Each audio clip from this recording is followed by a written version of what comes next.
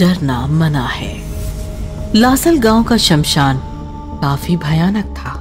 वैसे तो शमशान जीते जागते इंसानों के लिए भयानक ही होते हैं, लेकिन लासल गांव का शमशान ज्यादा भयानक और इंसानों के लिए खतरनाक साबित होने के पीछे एक और वजह थी। शमशान गांव के काफी नजदीक और खुले में था।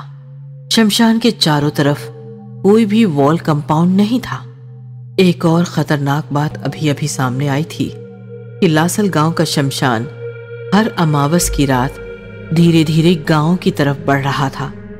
शमशान के चारों तरफ वॉल कंपाउंड नहीं बनाया तो कुछ ही सालों में पूरा गांव शमशान बन जाएगा। पंडित जी, सरपंच भ्रष्ट है, साथ नहीं देता और हमारे पास इतने पैसे नहीं है कि खुद शमशान के चारों तरफ दीवारें खड़ी कर सके।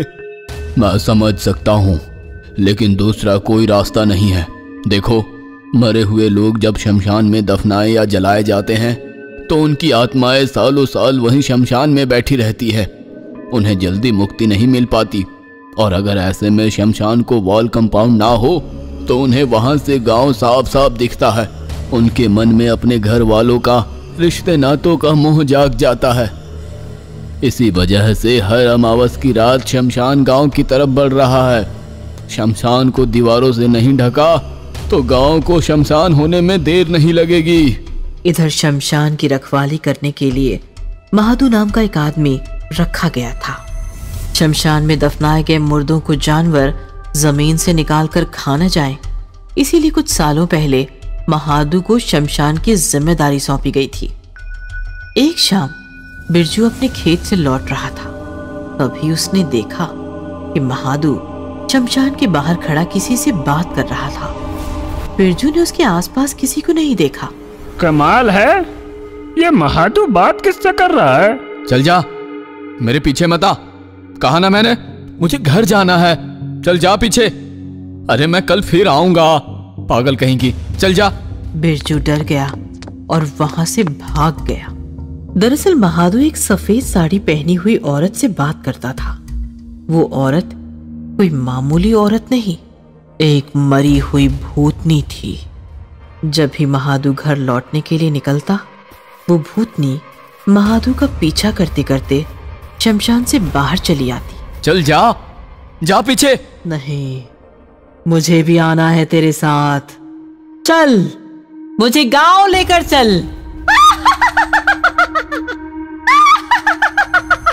मेरी दोस्ती का गलत फायदा मत उठा। मैं तुम्हें गांव ले गया तो मुसीबत आ जाएगी। चल भाग। ऐसा कहकर महादू आगे चलने लगा तो भूतनी भी उसके पीछे पीछे गांव की तरफ बढ़ने लगी। ठीक है, आना है तो आ, लेकिन तू गांव की कमान के अंदर पैर नहीं रख सकती। ये याद रख, पंडित जी ने मंत्र रेखा खींची है, वहां भूत प्रेत अंदर नहीं आ सकते। ऐसा कहकर महादू गांव की तरफ निकल पड़ा, लेकिन फिर भी भूतनी ने उसका पीछा नहीं छोड़ा।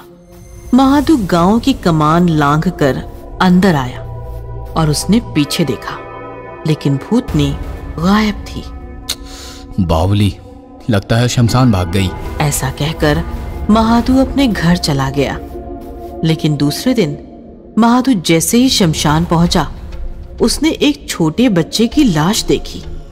महादू डर गया, क्योंकि वो उसी भूतनी का बच्चा था जो कल उसका पीछा कर रही थी। ए, सामने आ। बोलिए, कैसे किया तुमने? अपने ही बच्चे को मार दिया। भूतनी बच्चे की आत्मा गोद में लेकर महादू के पीछे प्रकट हो गई। वो हंस रही थी और बच्चा रो रहा था। झूठ है, धोखेबाज, कोई मंत्र रेखा नहीं है वहां। मैं कल आसानी से अपने घर गई और मेरे पति के पास से मेरा बच्चा उठा ले आई। ये सुनकर महादू डर गया और भागते हुए पंडित जी के पास आया। महादू की बात सुनकर पंडित जी बोले, अरे नहीं, मैंने कोई मंत्र रेखा नहीं खींची थी। वो तो बस भूतों को डराने के लिए तुमसे कहा था, और अगर खींचता भी तब भी कोई फर्क नहीं पड़ता, क्योंकि आत्माओं पर उसका कोई असर नहीं होता।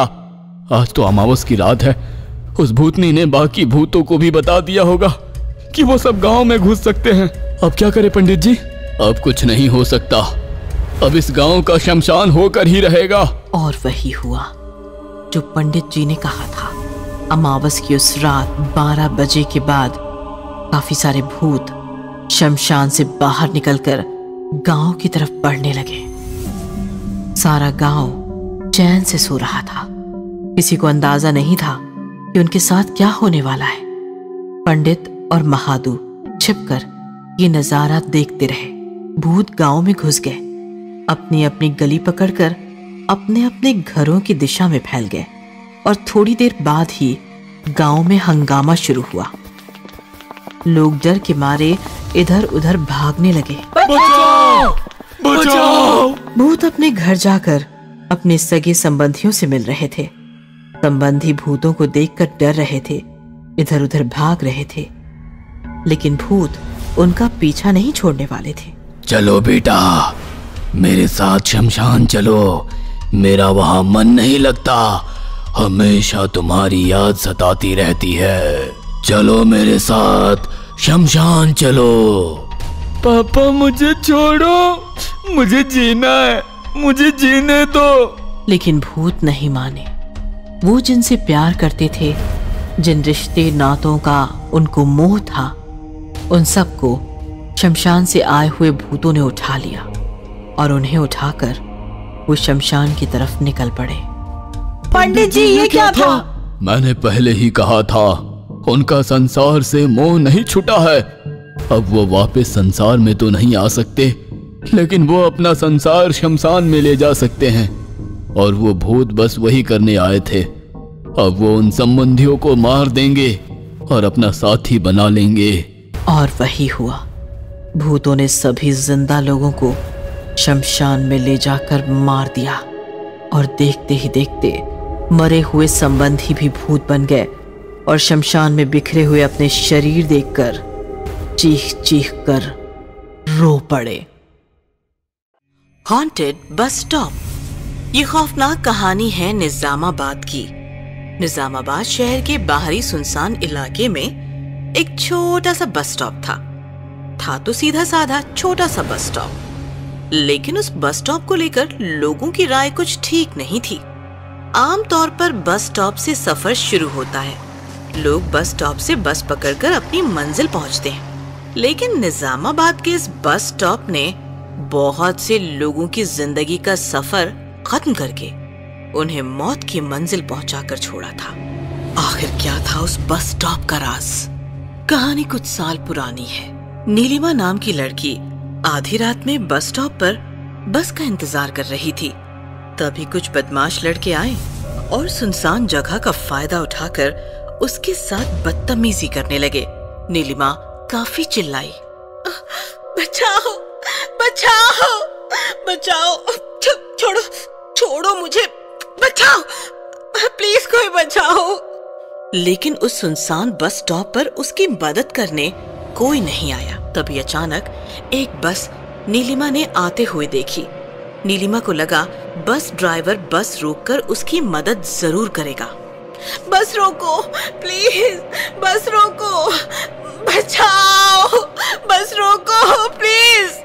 लेकिन बस ड्राइवर ने नीलिमा के साथ जबरदस्ती कर रहे मवाली लड़कों को देख लिया और वो डर गया। उसने बस की स्पीड तेज कर दी। नीलिमा सड़क पर खड़ी होकर चिल्लाने लगी, लेकिन डरा हुआ बस ड्राइवर गलती से नीलिमा को कुचलकर आगे निकल गया और नीलिमा की मौत हो गई। कहते हैं आज भी उस बस स्टॉप पर नीलिमा के भूत का साया है। जो भी बस या यात्री रात के अंधेरे में वहां रुकते हैं, नीलिमा का भूत उन्हें खत्म कर देता है। एक रात की बात है। अजय नाम का लड़का सुनसान सड़क से परेशानी में गुजर रहा था। तभी उसे एक साइकिल वाला आता दिखाई दिया जो काफी डरा हुआ था। जय हनुमान ज्ञान गुण सागर, जय कपीसिति लोगो उजागर, जय हनुमान ज्ञान गुण सागर, जय जय जय हनुमान। अजय ने साइकिल वाले को रोक लिया। भैया रुको, भैया भैया क्या बात है, आप इतने डरे हुए क्यों हो? अरे वहाँ छत थरथरा रही है, वो लड़की रो रही है। अमावस की रात है ना, बचाओ बचाओ चिल्ला रही है।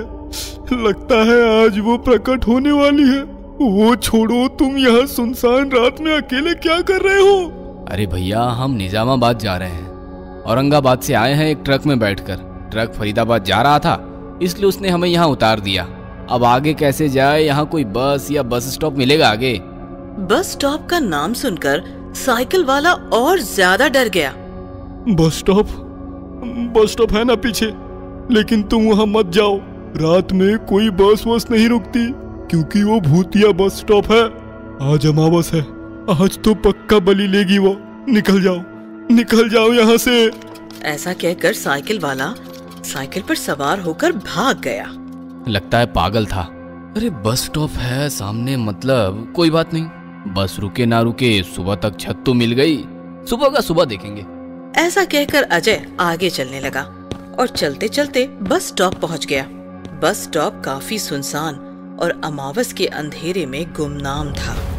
अजय बस स्टॉप जाकर खड़ा हुआ कि अचानक बस स्टॉप की छत थरथराने लगी और साथ साथ किसी के भयानक चीखने की आवाजें सुनाई देने लगी। निकल जाओ, छोड़ो,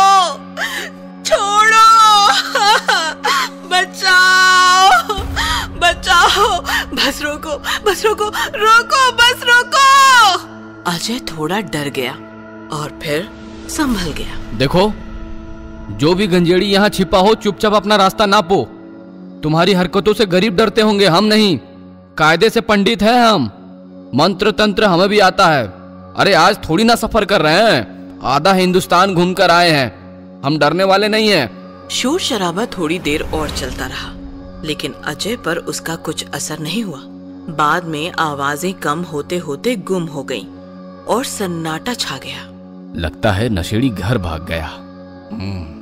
तभी अचानक सन्नाटा चीरती हुई अंधेरे से एक लड़की की आवाज कानों पर पड़ी और अजय ने अंधेरे में देखा। सड़क पर एक लड़की अपना मुंह घुटनों में दबाई बैठी फुसफुसाकर रो रही थी। ए लड़की, कौन है तू? यहाँ क्यों बैठी है? तभी अचानक कुछ मवाली आए और लड़की को घेर कर छेड़ने लगे। ए, चलते क्या खंडर में? ये देखकर अजय का खून खौल गया। सुनसान सड़क देखकर लड़की को छेड़ते हैं। अजय मवालियों की तरफ भागा और एक की कॉलर पकड़कर खींचने लगा कि अचानक सारे मवाली गायब हो गए। ये देखकर पहली बार अजय को डर का तगड़ा एहसास हुआ। उसने लड़की की तरफ देखा तो उसके होश ही उड़ गए। अब तक रोने वाली वो लड़की एक भयानक भूतनी बनी थी। अजय की तरफ देखकर भयानक हंस रही थी।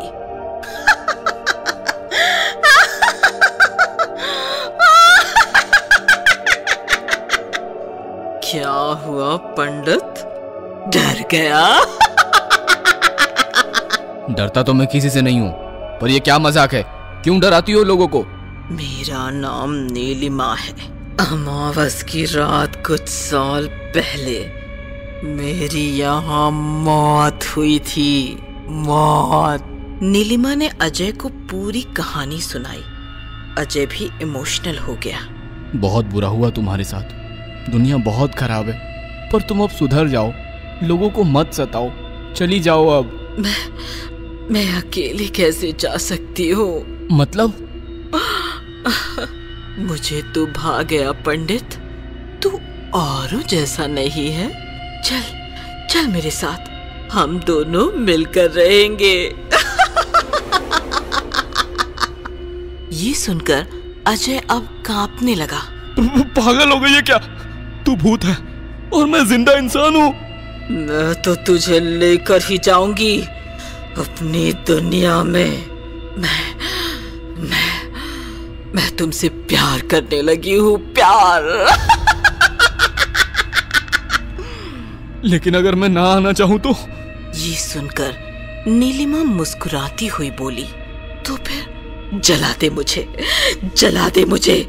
तू पंडित है, मंत्र मार, मंत्र तंत्र मार सकता है, जला दे। ये सुनकर अजय परेशान होकर बोला, देखो, मैं पंडित जरूर हूँ, लेकिन मुझे मंत्र तंत्र नहीं आते मेरी माँ। मैं बस अपनी धौंस जमाने के लिए कह रहा था। तू ईमानदार है ना, इसलिए ये राज खोल रहा हूँ। ये सुनते ही एकदम से नीलिमा का रवैया बदल गया और वो और ज्यादा भयानक बन गई। बस यही जानना चाहती थी, झूठे मक्कार, आज अमावस की बलि तो लेकर रहूंगी। तुमने जब मंत्र तंत्र की बातें की तो मैं डर गई थी, लेकिन अब तुमसे मुझे कोई खतरा नहीं है।